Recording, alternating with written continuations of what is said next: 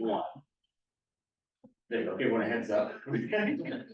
But, Fantastic. So on Zoom, we have Dr. Kishonna Gray, who is an associate professor in the Writing, Rhetoric, and Digital Studies program at the University of Kentucky. She is an interdisciplinary, intersectional digital media scholar whose areas of research include identity, performance in online environments, embodied deviance, cultural production, video games, and Black Cyberfeminism.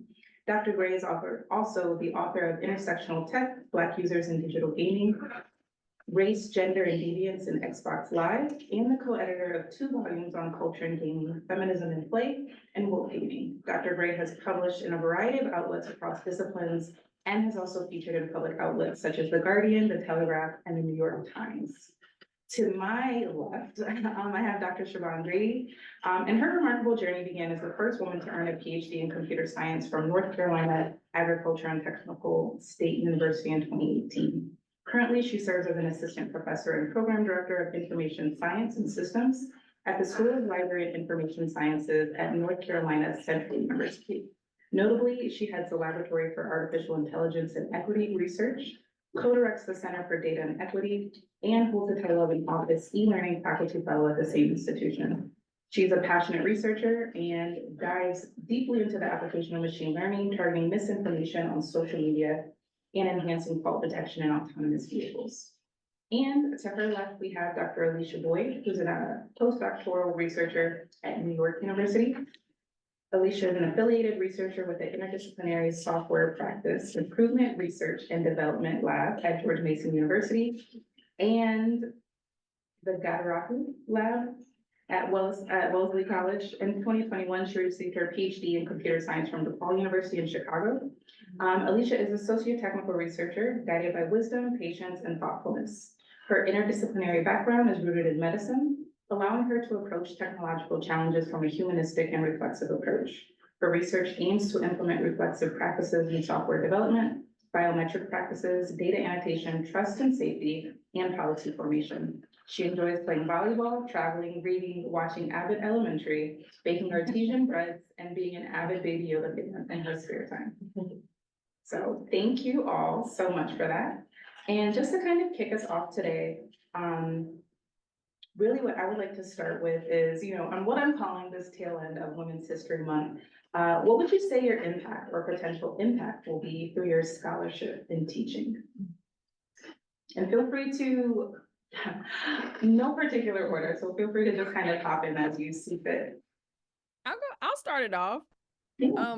First, thank you all for convening us and giving space and allowing space like this to happen. It's kind of, I'm not shocked, but a lot of people might be shocked that there are this many Black women inside this kind of space, that do this kind of work, because we often hear, well, we can't find any Black people that do this. We can't find any Black people, but we're out here. And I love that we are all in community with one another. So thank you for convening us.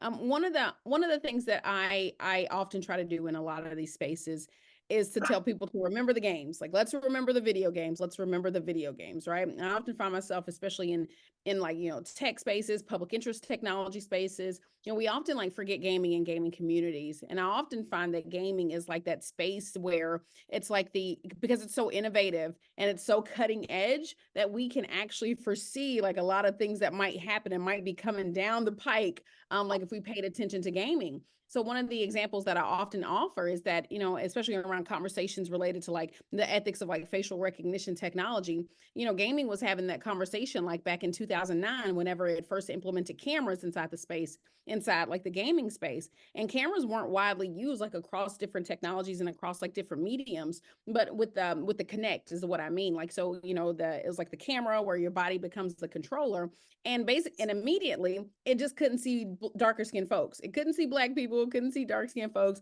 and it didn't render like their bodies like inside these spaces. And so for me, I'm like trying to sound the alarms, for people to like pay attention here. But because it was gaming, it often like gets like dismissed. So I know, a lot of times, especially even when I was coming out, like from grad school, a lot of folks said gaming's not going to matter. It's not significant. But I have found like, very important and significant conversations that have happened like inside the gaming space.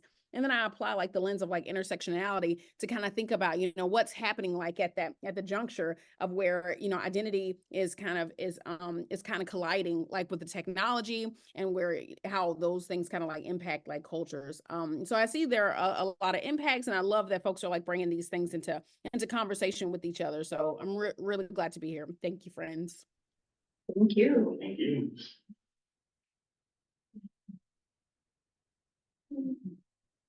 Sure. So thank you again, as Kishonna said, for having us. I think when I think about what my impact will be, some of the things that weren't mentioned, first I want to start with scholarship.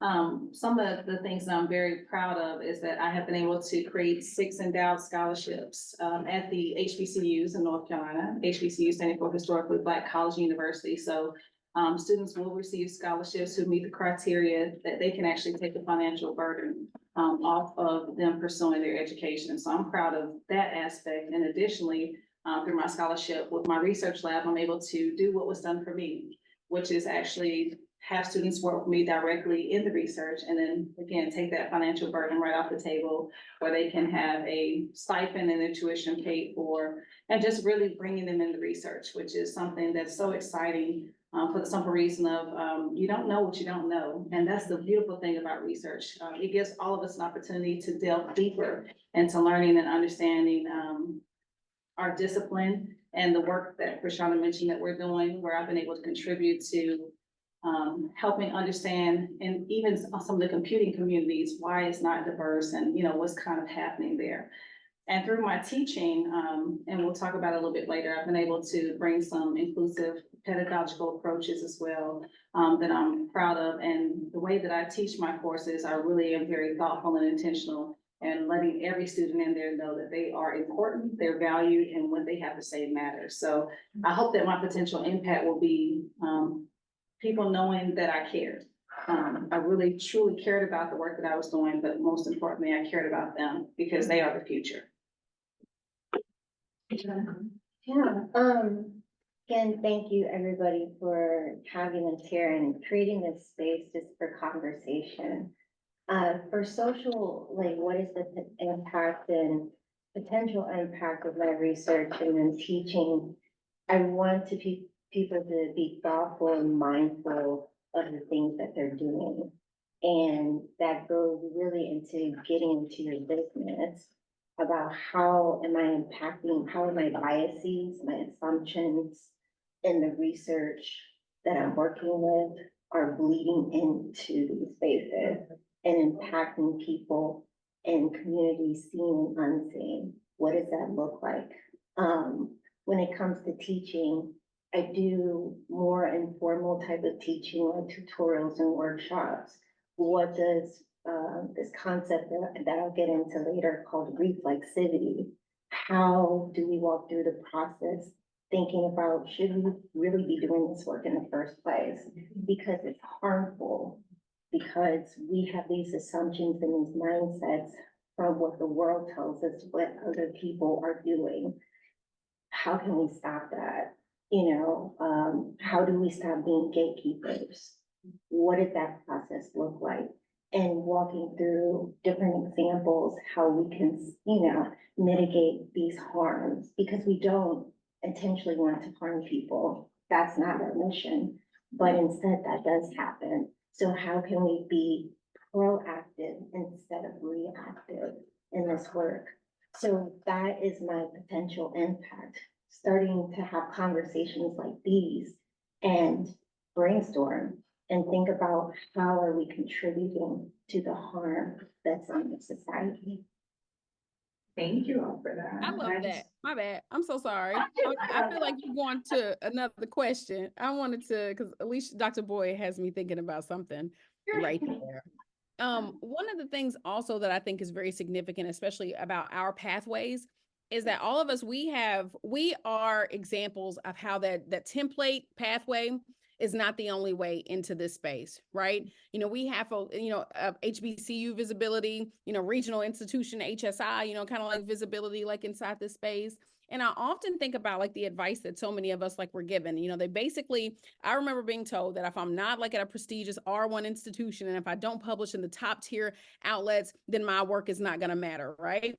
And so I love telling people that I've never been at a so-called top tier institution, right? I've never published in like, a top tier outlet, but everybody is still reading my work. And so that's why I always try to like advise like junior scholars and graduate students to let them know that their work is the thing that's going to speak for them. Now, you might have to hustle, you might have to, put in like a lot of work, but we have like different routes and different pathways, but the work is the thing that still matters. So I just want folks to stay committed to this work, even in this world, this so-called anti-post-DEI world, whatever's happening there, it's so wild because I never liked DEI. Now I feel like we have to defend it, what I'm saying? Like, because they have lumped us in that category. But I also feel that there's so much significance. And especially when we think about all of that, like the diminishing, like, diminished like value and like trust and safety teams, like in this tech world, so many of the things that we do are going to be so important, especially as they're going to have a return to a lot of these conversations, and we're going to be primed to be able to help. And so I love that bridge that all of us are at, where we have, our academic, relationships, but we also have a lot to say to like industry, like professionals as well. So my bad, just when Dr. Boyd was talking, I was inspired to just add that piece too. Dr. Gray, I want to add to what you just said too, and just say that our impacts are beyond citations. Okay. That is one way the academy evaluates what we do, but I know a lot of the work that I do is going to have impacts that are well beyond just the citation of somebody citing my work. And that's for all of us. And so I just want to put that out there too, because they do tell you publish at the top ones and different things, but it really depends on what your goals are as an academic and professor. It can extend beyond what the norm and standard is. And we can see that the pandemic has changed a lot of that. So just like today, you're able to join us and you're not here in person, even though you're supposed to be here, we can still meet. But I was just gonna say technology is giving new opportunities. So I just want to include that too. And to build off of that, I also, going back to the concept of reflexivity, what is the intentionality behind your work? Is it to get glory, or is it really to help the community members? What does that look like? I have found myself being in the community and letting them tell me how to navigate, because I have no domination over their spaces. And to take a point of humility and not humility as far as I'm lower than. No, this is your space. You tell me if you feel comfortable building relationships. What do you need? Is this technology good for you? Because if it's not, let's throw it out. What do you need? So many times do people in the companies, academics as well, come encroach like into a community without asking permission, asking, hey, this is what I need. Instead, they decide to impart their biases and assumptions onto that community space. And then that creates tension, distrust. Where's the trust? You all want to have trust in one another. And it doesn't have to be on company, the people. It could just be you and I. What does that bond look like? Because we want to develop relationships because we're connecting people. And what does that look like in the space, shared space? Yeah, absolutely. I think each of you in a lot of ways have kind of touched on this next question, so I'll kind of pop to it. But how would you define social justice in your own scholarship? What elements or themes would you say are most salient in that definition? I don't mind jumping in there. I think it's necessary to realize that social justice is a very organic living thing. And what it might mean in one context, it could change in a different context. With the ebbs and flows of political context and things, our needs change, right? And I think that's one of the things that's so, I think, beautiful about using like intersectionality, to engage with a lot of this work. because intersectionality is like actually tough, right? It's tough to do in practice. You know, it's beautiful theoretically, but in practice, you know, what does that actually mean? And what I mean by that is like, you know, so for instance, like during like the movement for like Black Lives, and also that at the same moment, Gamergate was happening, right? So it was like these two seemingly divergent kinds of things that were like happening. And this was, oh my goodness, 10 years ago, right? So this was like the Gamergate 1.0, not this 2.0 nonsense. It's always nonsense. But you know, but back in that moment, 2014, you know, I felt being pulled in like different because I'm like, okay, well, you know, the movement for Black Lives is having, you know, this particular kind of conversation. And then Gamergate, there's a particular conversation, especially with like the harassment campaigns like against like women and femmes like inside these spaces, right? But I just thought that, you know, intersectionality was like the thing that kind of tied those two conversations, you know, like together, right?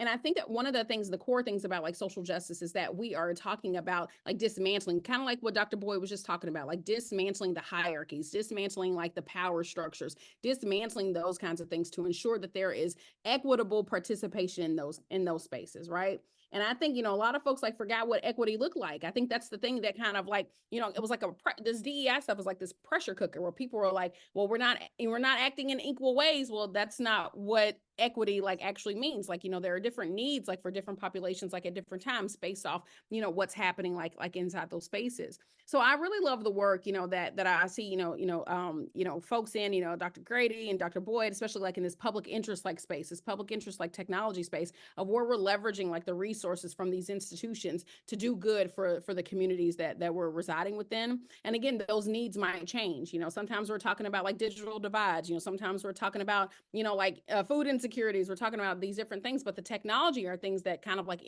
they always influence and always like impact all of those things. So that's what I would say. It's a living thing, you know, it changes based off like what's happening like in the world. Yeah, that's what I'll add there.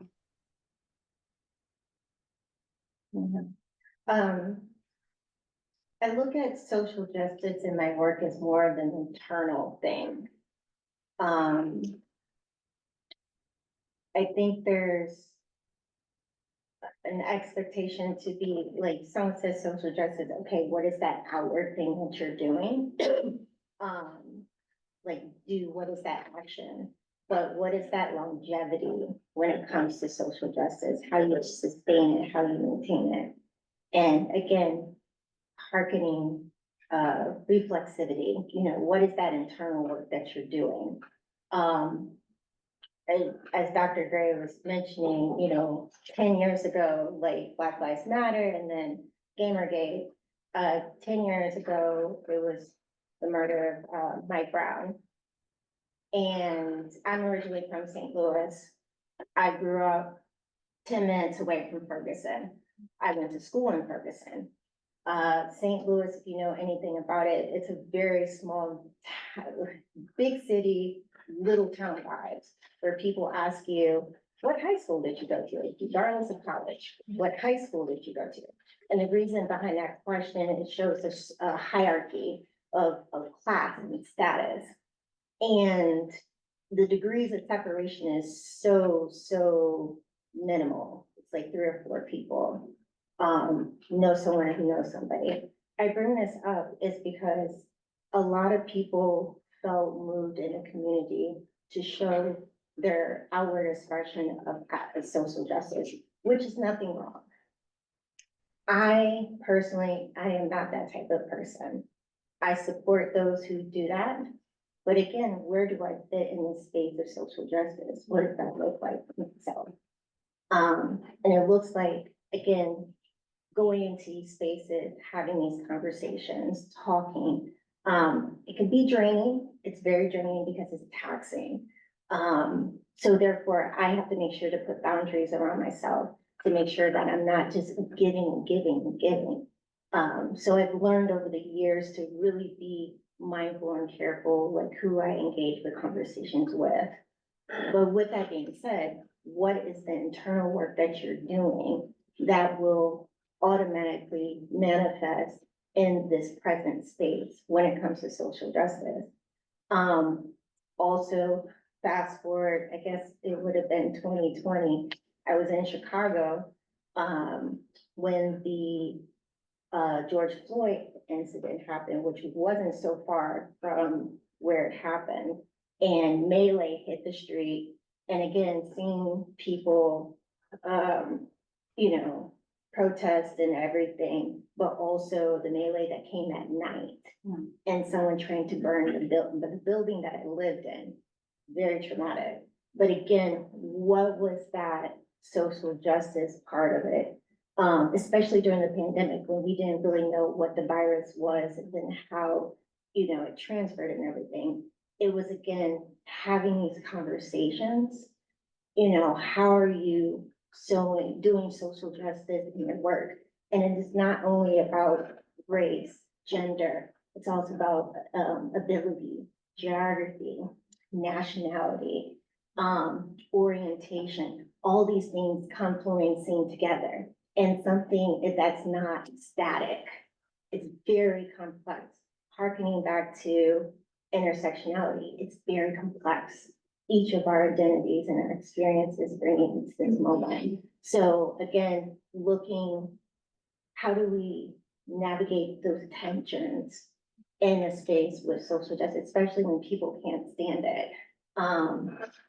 But I feel like there's a fear with that. Something that they themselves probably don't want to address, and that's okay. You know, how are we persisting in this movement? That's very pivotal. I don't have too much more to add. Let me just start with there, because my colleagues addressed it so eloquently. But the way I think about social justice in my work, it is my lived experience. It's my advocacy, the way that I bring awareness to. And it's been part of, and I think my colleagues would agree, it's been part of our life probably since we were born. When you're born into, you know, born Black, you have a experience that is different. And so sometimes with social justice, really, we want to bring in awareness to the inequities that are happening, not push them under the rug, but actually give solutions for how things can be better addressed and move forward. And it's not, like she said, it's not a race thing, not a gender thing. This impacts all of us in different ways. And our lived experience is the advocacy part that people may want to shut us up, but how can you tell me what part of my experience is not valid? Especially when I have the research to back up the thoughts. So again, my colleagues addressed it very eloquently, but it's a living, breathing part of what I believe all of us have experienced, not past, but experience, because it's not done, unfortunately, but maybe the world in the future, I don't know which generation it'll be, but maybe they won't have so many of these issues. Yeah, thank you for that. Thank you each for that. My next question is for Kishonna. In much of your research, you explore patterns of anti-Blackness within contemporary gaming. What motivated this medium for you as a focus for racial justice and equity? In what ways might you have seen cultural shifts? I appreciate that question very much. And it reminds me, I'm thinking about the ethos of, especially what Dr. Grady and what Dr. Boyd have just said, thinking about the lived experience. So I remember when gaming went live, like whenever we got networks, whenever we got online connectivity, whenever, you know, it started this multiplayer space, and immediately it was racist, like from the jump. As soon as we went live, like it was racist. And like for me, and I know that was brand new for like a lot of folks. I grew up in rural Kentucky. I went to high school at a place that was called Clan Country, you know, so I grew up like with racism, like it was alive and living color, you know, kind of thing, right? And so we always thought that gaming and technology would be the space that we could go to get away from those IRL, like any inequities and inequalities, right? But then they followed us like in gaming. And so there was a very interesting moment, like for a lot of us, right? So there was like this dilemma of where we had always treated like gaming and social media too. You know, I'm even thinking about, you know, we weren't, you know, that far away from like the days of like Black Planet, you know, the days of like MySpace. And so it was in that space, right? I know some of y'all remember that. Come on. I know, Earl, I bet you had, how old are you, Earl? You ain't had no Black Planet page. That's my face, I'm gonna wait, listen. Come on now, I love it. But I remember that thing where we we hated that the real world followed us into the online spaces because we really put up pretty strict borders and boundaries, forget that, that colonial kind of language, but we put up some protective spaces like around those online spaces. We treated them as like these third places and these gathering places, hush harbors, like, if you will, where we could get away, from everything that was happening. And the fact that it came right in there, at this convergence moment of where technology and internet and place, kind of met. And then I remember thinking that, because in my mind, I'm like, I was, young grad student. I was like, surely somebody has written about this that could help us understand and explain this, right? Because I also remember my advisor saying, don't think you're doing nothing brand new. There's nothing new under the sun. Something has been done. And I was like, well, maybe not really, like in this space. But I just knew, I was like, I need to understand how and why this is happening. And are these people the same, like in their in-person physical lives as they are online? And I just had so many questions, right? And it was just that moment of like curiosity. Sure, I was experiencing, some harms inside the space, but I was also just curious. And I was curious because I'm like, how is the technology allowing this to happen? What kinds of things are affording, the ability, for people to just be able to engage in these, like, really awful, racist, sexist, homophobic, transphobic. How's the technology allowing that to happen? And I think that kind of like propelled me like into this space to understand it. But my first place to make sense of it, it's very similar to like the work that, Dr. Boyd does. I wanted to be inside the communities that looked like me first, because I was like, am I experiencing this like in isolation? Am I the only one who's inside this space that's experiencing this? And of course, we quickly found out like, no, we all were going through those similar things, right? And there was this, and it was like right before we had this term that, Dr. Moya Bailey gave us, misogynoir. It was right before that. I'm like, there's just something in particular that is happening to Black women inside these spaces. And so we didn't have that concept and that framework, in my early days of like doing this work. But I, as soon as, she gave us that term, as soon as she coined it, I implemented it right away, because I think it was just an amazing way to help make sense of what Black women in particular are experiencing inside online spaces. And the gaming space looks exactly like the social media spaces. Like, so there is no escape from a lot of these things. And so we have to, we curate these protective spaces so we can kind of avoid like a lot of those harms that are happening. I think that's what you asked me, Dr. Smith. I feel like that's how I wanted to answer that. I think that's what you asked. Yeah, that was good. That was great. Thank you so much.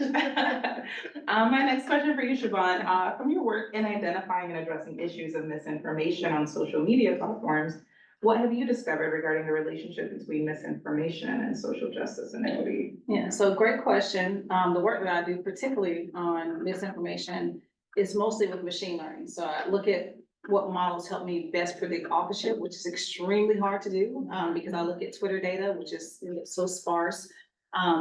So I don't do work directly with that, within that sphere. However, I do know from my research that, of course, underserved communities are ones to get misinformation more so than other communities. And I know that work too, because as Dr. Gray mentioned as well, the whole digital divide. It's technology and people who have access to it and understanding it is still a huge issue. I'm currently working, I have a grant right now that I'm currently working on that within the Durham community, giving some of the underserved populations resources to get up to speed with technology. But it's still a problem with underserved communities, persons of color. But the work that I do that specifically is looking at the machine learning models to see if I can accurately predict authorship on this. Thank you so much. Alicia, Dr. Boyd, often we don't think of quantitative approaches as being attuned to social identities. Yet your research proposes the tool quintessence, which is inspired by Quinta, quantitative intersectional data. What does this look like in practice? Why is data reflexivity so significant for the fields of computer and information science? So with this question, I was really thinking about it because I saw this question before and I was like, So I reason for my is because this was, building off of my dissertation work. And Quinta came from me being irritated with how things went down with the Me Too movement. Again, this was a Black woman, Toronto, who had created this small community for women of color to get healing from sexual assault and violence. I'm so sorry, I should have said trigger warning, just to be mindful. And then you have the viralness of the hashtag Me Too and her work being co-opted and really trying to figure out, you know, what does research look like in this space as far as telling that story in that order, not starting at the viralness, but really starting with Tarana Burke and then building from that. And then that's what gave me the idea. I was like, we need to really talk about what research that we do and put out there, because a lot of things came out on the Me Too movement. And it was for like immediate attention, saying I had this pub out about this thing and not really caring who it was impacting. So with Quinta, that's how Quinta came about. Also, I was watching like Quinta Brunson's videos on YouTube because that's my favorite person. So I had to pay homage to just her name in it. So, but then like after my PhD, it was like, okay, what do I do next with this? Like, how do I take it to the next level? Because I didn't want to do Me Too anymore. I wanted to do something more. So I was like, I remember Dr. Brittany Johnson Matthews, we were talking about finding high school students to work on summer projects in this. And Quintessence came out of one of the high school students that, you know, we were collaborating with. And I thought, you know what, I'm going to solve this complexity problem. I'm going to like nip it in the bud. And we didn't quite do that, because it's hard to grasp complexity in a static moment. Like, think about it. How you have like understand your identity in a single moment? Is that really true to your dynamic living? Think about it. Can you do it? Is it giving you the whole picture? I will be so honest and say, no, it doesn't. So that was an attempt to really grapple with these questions.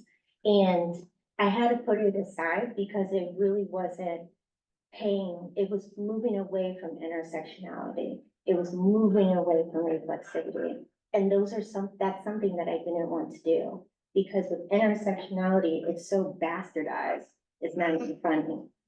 I did not want to disgrace the 4 scholars who come before me creating this space, Crenshaw, the Hombe River Collective, and Collins, and so many others that support this research. I didn't want to do that and be part of the problem. So I really had to step aside and really come at it, Quinta, from a different angle, which is this reflexivity part. What are we imparting in this space? What are the biases that we're essentially putting into these systems? Because that is what I was kind of doing, and I didn't want that. So, I don't know if I can truly answer that question. I think we're trying to create the space for thought, for thinking, and just for truly kind of like just putting this work out there, right? So I think it's okay to not have it. Yeah, a I question don't for that. have that answer, Yeah. but anybody who wants to. Oh, absolutely. Look at you putting your hand up. Is it all right? Can I jump back in here for a second? Did Dr. Grady, you go on, my bad. Let me let you go. You had a response. No, I'm good. Okay. One of the things that I also realized, especially hearing you speak just now, Dr. Boyd, because I also realized early on in my work, I feel like I was so focused on all the harms and all the awful things that we were experiencing. And I think there was like a moment right there at that 2014 moment, you know, at that moment of, you know, of course, the movement for Black Lives, you know, Gamergate, all kinds of and then the election of Donald Trump, so many things like were happening. And then I realized that there was also so much joy and so much to celebrate too, especially in the Black tech and Black gaming community. And I really loved how we also, you know, started to make space and create space for yes, those things are happening, and we are also still enjoying ourselves inside these spaces. So I wanted my work to then start to be more in this not just all completely like celebratory, but how we can find those moments and those pockets and respites of joy of like where we recognize and acknowledge, yeah, there are harms that are happening like to us every day in IRL and online, but we also have each other. We've created these vast communities and we have so many like connections, and we have things like Black Twitter, that give us like a hot mess and joy too, so I realize that also our work, we recognize that all these things can be true at the same time. We are not just one thing and we aren't just doing one thing. So I also wanted to just add that. Yeah, thank you for that. A big theme that I've come out from all of you is really talking about the impact of your work and kind of the things that extend beyond academic and scholarship. So my next question for you, Siobhan, is, given your participation in a lot of workshops like Chi for Evil, the Sig Chi Race Committee, your numerous panels on, the topics of creating a more equitable Chi, it's truly evident, right? That you've done work advocating and implementing programs to increase the representation of women and racial and ethnic minorities in STEM, but can you just speak more to these efforts? What are the significant barriers, and what are the things that are inspiring about these kind of things? I think one thing that's inspiring is people still want to hear me talk. Which I appreciate it so much. But truly, I am happy to know that in a lot of these spaces, people do want to see the needle move forward. They do want to see progress. So being a part of the Sig Chi Race Committee, Sig Chi did want to make a difference at the time. They wanted to see how they could be more inclusive because, and I'm sure most of you are aware, but if you're not, a lot of the different computing communities, there is a lot of gatekeeping. There are certain schools that kind of have a hold on getting published and other things. And so I'm grateful that I've been able to work alongside a lot of people who, listen, didn't have a dog in the fight, but they too stood up for what was right. And so we've been able to work together to, again, the advocacy that I talked about and awareness, bring those things to the forefront, which is not easy, by the way. No one likes to be a whistleblower or call people out, but the only way that we can get better is to point out what's going wrong, unfortunately. But I'm grateful that I've been able to do a lot of that with other people who have the same interest and passion, which is like Chi for all, making it more accessible, equal, or equitable for all people. And especially, I've been the allyship co-chair for years now, at least 4 years now. And just having a panel, the fact that we have a space where people can come, not only to hear about people's experiences, but to learn how to be allies. That's the other part. We always make an assumption, and it's not wrong, but we think people should know better. But the truth is, a lot of people it's a learned behavior. They've been taught something that maybe isn't most appropriate. And so we do have to take ownership and help people learn what are the appropriate ways to engage, to advocate, to be an ally. And so I'm just going to take an old saying here, people aren't in your head. You have to speak up, and it is exhausting. It is draining. I'm just going to validate what Dr. Boyd said. It is all of those things. But if not me, if not Dr. Boyd, if not Dr. Gray, then who? So it has to be someone doing these things. So I am happy that I've been able to do these efforts. People still care about the things that are being said. And as far as the barriers to the work, is what I just said, it's exhausting, time consuming. Sometimes people don't respect it, unfortunately, they should, but they don't always. And it's important because, like I keep saying, it's about the next generation. It's not so much about me, it's about all of you that are here that are students or doctorate students who are looking to be in our shoes, to be professors. It's going to be your charge to make sure that you're inclusive to help the next generation of information scientists or computer scientists or whatever, technologists. We all carry that weight in making things more, equitable for all. And what inspires me is that I recognize the world is a big place with more than just me in it. And I want to live in a place that could be harmonious. I think it's possible. It's going to take some time, but I do think it's possible. And I'm so grateful that these things have come to the forefront, because when we're intentional about how we speak to, address other people and work with other people, it just makes us better. And it makes it for a more peaceful environment. I think my colleagues would agree with me, when you have a respect and you know how to approach other people and you have that relationship, it just makes it more pleasant. And so that's what I think everybody would like to see. It's gonna take a lot more time, but I do know that if we're all committed to seeing that happen, then it will take place, if not now, in the future generations. So I'm grateful for the opportunity. Yeah, absolutely. Kishonna, I want to ask you this question because I'm intrigued. So in your book, Woke Gaming, you discuss the potential of video games to foster change and catalyze social justice. I'm curious if you've come across a game that has gotten it right. In your opinion, is there a game that exists that demonstrates the liberation that you commonly speak of? I appreciate you asking that question. Lucky for us, the answer is yes. There are a lot of games that embody a lot of those the tenets of social justice, and kind of fit within this concept of wokeness, if you will.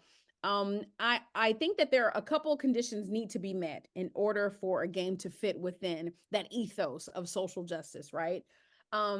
I think that, a team, let's say if we think about like, a team that's making like a game, it's got to be a diverse team. And when I say diverse, like, I mean, you need to have some Black women on your team. Like, just gonna be honest, like, not gonna lie, like, where the Black women at, right? Because we need to listen to Black women, I also think that, I think that they need to use their platform to be able to tell a particular kind of story. Sure, we play games that are just games, but I think we need to recognize the potential for games to be able to do more than just entertain. They are these massive, entities that have messages and meaning, and they can be political. And so I often think about, what they can do to propel social commentary. Now, some people you might disagree with what I'm about to say, like right now, but I think Grand Theft Auto does a great job at that. Actually, some people don't recognize it for its social commentary, but there's actually a lot of social commentary to be had inside Grand Theft Auto.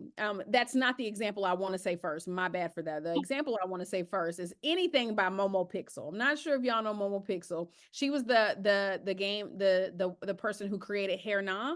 You remember like the game where you swatting people's hands away when they trying to touch you and try to pet you, and like you just slapping the hands away. I'll drop the link in there if you could share that. Earl, pull that up or something. Hair Nah, NAH. I think that game embodies so much, right? Because it also generates so many kinds of conversations, because people are always asked, what is she doing? Why is she doing that? The person swatting. So we can talk about, hair politics, body politics. We can talk about agency. We can talk about consent. We can talk about, what it means to be Black in the world, Blackness out of place, but Blackness in place. So there are so many things that we can, that conversation generates. And that's what I feel like a gaming should have, that kind of experience that makes us ask questions, makes us ask why, it's more than just a game where we're just playing to pass time, of where it's like a conversation starter. And another example that I offer now, again, they didn't have a diverse team, so they don't check that box, right? But it was the South Park gaming experience. Do you all remember they got into hot water when they said, like, the darker your character that you customize, the higher the difficulty level inside the game? And so many people were mad. But in my mind, I'm like, they understand systemic racism. They understand that being Black in the world, like, is going to present and pose like some challenges. And so they had that. A lot of people just said, oh, that's racist. I'm like, no, they're telling a story here. And I really appreciated the South Park team for recognizing that, even though it was more comical, but they still, had like some social commentary. So I'll offer, those games for being able to kind of, be situated inside the social justice space. Yeah, absolutely. Thank you so much for that, Kishonna. I know I did want to be mindful of the time as well. But I think at this point we're transitioning to public Q&A. Yes, so if anyone has any questions, either here on Zoom, let us know. If you're on Zoom, you can either type your question in the chat or raise your hand and I will call you. So we're going to start that now. If anyone has any questions here. I also have more questions that fill the space, so yeah. I'll start with a real there. Thank you very much for being here. Your talk is incredibly inspiring, and thank you to our colleagues who hosted this talk. So Dr. Boyd specifically, I was inspired by your comments around the intentionally and humility that we are called to and the opportunity to have as researchers. You see academia as a whole evolving to meet that. Well, we have people here that are trying to, go at that process. It's hard because we are combated with so much. But still our heart and our passion is still in it. To show humility, but also show grace through the process, because it's an untraveled path going through this, because we do get critics as far as, you need to publish a lot. It doesn't matter how, you need to get these top pub accounts. And so therefore, you're not really considering the community that it impacts.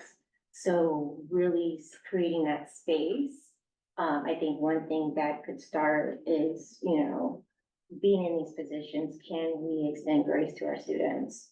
Saying, hey, it's okay, you have lives. How can we, create like a safe space, and also teaching them, and inspiring them, saying, hey, it's okay. Let's think about why we're asking this research question and how it's going to impact other people in the community. Also, what are your biases? Why do you even want to do the research? Is it a topic that you're pushing, or is it something that they want to do? I think it starts with, what does autonomy look like? And that's pretty scary going for a PhD, or just anyone in academia. Like, how do you have that guidance? There's so many, hierarchy of rules, like things have to be this way. What if we start dismantling that system from the inside and start creating safe points for people? Let's be radical. That's like, oh my gosh. But no, why don't we try it? Because we want to create a safe community. Again, what Dr. Grady says, futures. What is the future and the legacy that you want to create? Do you want one of like strong fists saying no? Or one being like, you know what? Let's work together through this. How can we create a safe community? And that's going to spread. That's really going to take root and spread. So I would encourage that, and I'm pretty sure my colleagues will have more to expound upon that. But yeah, and also think about your biases and what's going on in here, because it does impact people. Again, seen and unseen, it is there. And what do you want to leave as your memory? Any questions? Any questions? All on? Okay. I have a question, and it's a bit of a selfish question, and I do admit that. Okay, so in a position of being an instructor, I'm a postdoctoral teaching fellow here. I have found it hard to navigate kind of my own personal politics and my own personal biases with like what I feel like I'm allowed to say. And the way that I kind of navigate that a lot of the time is just really pushing, like, and I meant, for background, this is kind of like I'm in the state of Texas, and thinking about that, like I've really tried to have a syllabus that draws on kind of diverse readings, diverse perspectives, trying to include kind of more perspectives from outside the United States and people of color, from women. I teach stuff around games, and I do try to kind of incorporate like some really cool stuff in diverse spaces, but I was wondering kind of if you have any like advice for continuing to push myself on this while thinking about this kind of like larger institutional context of the state of the country, I guess. Yeah, I appreciate you asking that question. I think one of the things that we need to recognize is that this is like one of the latest ebbs of the flows, right? These things happen in like ebbs and flows. This is not, I think a lot of folks who don't have like a historical context don't realize that there have been other iterations of regression that have happened before, right? And I think one of the things that we need to remember is that we got to protect ourselves at the end of the day, right? Especially if we are at institutions that won't protect us, if we are in states that won't protect us, it's important that you protect yourself first. A lot of us, we have families, we have kids, we got people who rely on us, like real talk, like at the end of the day, all that stuff could easily just become virtue signaling, like, and then we could be broke, and so I think you got to protect yourself, like, at the end of the day. But also what I recognize is that even if, like, my syllabus, even if, like, I don't use the words, or, if I don't actually, proclaim the things, like if I don't say racism, if I don't say white supremacy, if I don't say, colonial settler, like whatever, I'm still doing it in all of my work. And I think a lot of folks, we can easily protect ourselves by calling it another thing. And still, even like the day-to-day practice of what we do, it still reflects all these principles and the things that we value and the things that matter, right? Because even a lot of these conservative think tanks, what they're doing, they're just looking for keywords. They don't even know how to think deeply to really understand what what we even do, right? They're just looking for, like, that keyword. They're looking to see, and I want to keep Kimberly Crenshaw protected, especially like in the CRT space. We're gonna still study Kimberly Crenshaw. It might not say that it's Kimberly Crenshaw on there, but the students are still gonna get and read all that work, like if that makes sense, right? And so we also don't need to be worried about the business of politics when we got to be focused, like, on the learning and the teaching. And if the classroom is a space where these conversations must happen and they must take place, right? So we don't need to waver. We don't need to shake on anything that we're doing in the class. Call it whatever you need to. I also don't even upload syllabi. I haven't uploaded like a syllabi, like whenever at the beginning of each semester where our institutions say, hey, submit your syllabi. I'm not doing that, because those then become like a part of like a public record. And that's like where a lot of folks are like looking, and they can easily just search. It becomes like a searchable database. And so I don't even submit them. I'm like, what y'all gonna do? Fire me because I didn't submit a syllabus? No, they're not. So just protect yourself, like, even like in that way. Just identify those kinds of things. Protect your students, protect yourself, and make sure that we just ride this latest wave, because this too will pass. It will pass eventually. Thank you. Any questions? I have a closing question. Go ahead. I'm prepared. My final question for all of you, as researchers who work more broadly with technology, whether it's, games, just the different spaces we occupy, quantitative, qualitative work, in what ways can we translate some of these lessons learned from your research into our own? That's such a pretty question.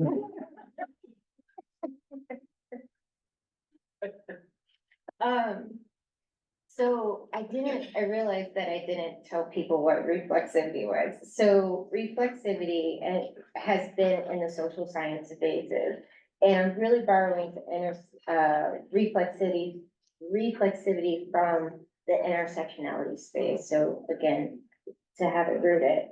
And reflexivity is where the researcher really asks about their assumptions and biases, how it's being imparted on the research that they do. And it doesn't have to be like research specific, but it could be like projects, any type of like work that you're doing. It doesn't have to be like directly community facing, again, seen and unseen. It could be a tool, it could be a device, whatever that is. And so that's essentially what reflexivity is as a formal definition. And so lessons that I have learned is really, again, doing that internal work. Like what are my biases? Like really getting into my business. What assumptions am I making about a particular group of people? How am I centering myself in this work instead for the people that this stuff is for? Really asking myself the really difficult questions, like having a research mirror and looking myself in the mirror, asking myself these questions, because essentially without asking myself these questions, there are harms that could be intentionally imparted onto the work that I do. And that's something I do not want to do. I do not want to harm to people. So how can I be proactive in this space and do better? Now, sometimes I don't get it right. I'm a human. But again, where's that intentionality going through that process? Where's that reflection? As I think, okay, maybe that was best. How can I improve the next time? how can I inspire students and colleagues to really think about how they're moving about, how they're traversing? Are they being inclusive where they're including other members of a particular community, especially when we're doing work for a particular community? One project that I'm working on is data annotation with people with disabilities. I don't know what their experiences are. I can come up with some research questions, but are they applicable to their life experience? So therefore, taking that humility part, that, removing myself from the centerpiece and putting them in the center and asking, and not as a spotlight as well, but letting them drive the conversation. There's a difference between when people say community involved versus community led. Let's really lead let the community lead, not involved as a participant. We don't want that. We want this to be impactful where they take it with them. So again, thinking about how and where I show up in these spaces are lessons learned for myself. And also building that trust, safety, all these big key words that we talk about. This is part of the action of doing, not only say it, but how are we doing it in responsible ways?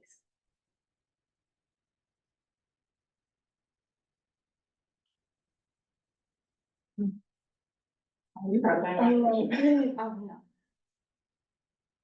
I'm sorry. Question was, as researchers who work more broadly within technology, especially technology in different spaces, in what ways can we translate some of the lessons learned from your research into our own? Yeah, it's a great question. I was looking for one of your other questions. Gotta shake it up. Yeah, no, absolutely. Yeah, I think some of the ways that you can take from my lessons learned into your research, and I was hearing some of the tail end of what Dr. Boyd was saying, but to just piggyback off of that, to think more broadly about what are the limitations of your own work. We all have it, and I do a lot of research in AI, and so, that's a huge thing. People are not showing any transparency on what biases their model may have in AI, but also in this area of social justice, just really making sure that you're clear on what the limitations are, whether it's a bias or whether you didn't include a certain population, right, in your study. If you did, why? Just really that transparency and explaining things. And we're supposed to be doing that anyway, by the way. But I think the problem is in the past, we write about our limitations of our work, but we don't really get into the details of really what harms our work may cause by communities that may have been not a part of it. So I think that if anything you take away from what I've said today, if you just take that into account and really figure out how you can do that, but also in your transparency, how you can be more inclusive of whatever it is that you are leaving out. Maybe that's your future work. The next steps are, this is what we didn't get right, but we're gonna go back and do it better. And that's really, it's all the iterative process. We heard the word process so much today, but it's really a part of the process. And you're not wrong. Well, you are wrong. Let me say that. You are wrong, but when you are wrong, if you show that, I think that just makes you an even better researcher. The whole point of having a PhD is not to be the smartest person in the room, is for you to be the smartest person in the area that you're working in. And so if you're not transparent, then you're really not leaving a path for others to follow. So I think that's the takeaway that I would like for you all to take away from my work, is to just show that transparency within what you do so that others can have a pathway to follow moving forward. I love that. That's beautiful. And I think what I'll add, I'm being mindful of time. I think the thing that I'll add is that we have to recognize that we don't follow trends. We are the trend, right? I think that's something that folks need to recognize. I remember early on, even when I was in grad school, I started to do this work, I was in grad school in 2005. And so whenever I started grad school and my advisors were like, Kishonna, you want to do what? What with digital media? What with gaming? Nobody's doing that. Nobody cares about this work. And I recognized because I had seen Black folks engaging online for a long time. Remember back to, looking at Earl's Black Planet page and, looking at MySpace. I had recognized the power.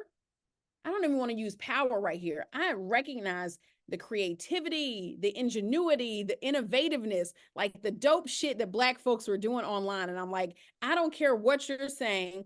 I know this is cool. And if nobody's paying attention to it, it don't even matter, because that needs to be looked at. It needs to be explored. And not even to make it legible for like academic spaces. That's also like another thing. Like we're not from what we've all said, we're not looking like, for any kind of like, to be signified by the institution. We see so much value in the communities, and we just want to continue to be a part of them and let them know that we see them and we value them and we want them to just continue doing the dope things that they're doing. And so I say that just so that students also know that you don't have to follow a trend that's happening now. I remember having like a student, that were, working on their master's, saying, they said, Dr. Gray, do I have to do AI research now because everything's AI? I was like, nah, no, you don't. And now, you do the thing that you're passionate about. Don't worry about what the trends are. Don't worry about what the latest like things are happening, because that's going to change. That's going to change. Like, just make sure that you can speak to power, speak to oppression, speak to structural inequalities, because those are things that have maintained, like, the stability. Those are the things that are those are the things that are not changing inside this work, because we're still asking the same questions across all these spaces. And as long as you just stay true to that, then you're going to be fine no matter what space like you're looking at inside here. Yeah. Thank you. Thank you. I truly appreciate that. I think it was, a good note to leave off on. I'll pass it back to Earl. He can close this out before I answer. Yes, so thank you so much for our panelists for being able to come in person and virtually. We definitely appreciate all the valuable knowledge you dropped on today. And so hopefully we all can take away from what we've learned from the three of you as well. So on that note, as we close, we have a little more time for networking in here.